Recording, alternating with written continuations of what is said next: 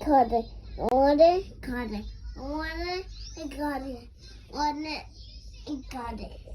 I want it, and cut it. I want it, and cut it. Cut it.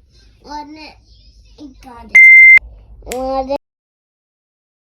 Hey guys, hey, welcome back to Lillian and Elijah family channel. On today's video, I'm gonna show you how I make homemade applesauce. To make the applesauce, you're gonna need 1 cup of water. Me, I use 8 apple, and you're gonna need some cinnamon, 1/2 spoon of sugar, 1 tablespoon of salt. So that's what I do, and I cut them very slow. After I wash them twice, and after I wash them, I add them on a plate to boil. I add the sugar, I add the water, I add the salt, and I add the cinnamon. And after I add everything, then I put it on the soup to boil. Okay, I'm gonna stop talking now. I'll let y'all enjoy the video. Okay, and after I mix them very good, I mix it until everything mixed good.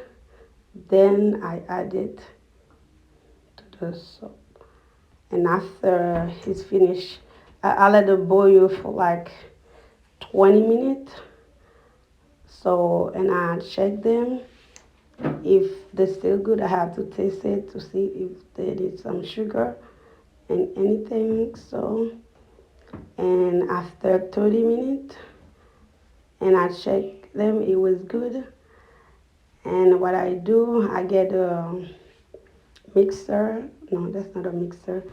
I add the mashed potato smasher and I smash it, make the very smooth. Then I mix it again. Then after I add them inside of 2 jar. Ta-da! This is the homemade apple sauce. That was very delicious. Elijah, I love it so much. So that was my first time making it. So I'm gonna keep making it. If you enjoy the video, give me a like. Enjoy.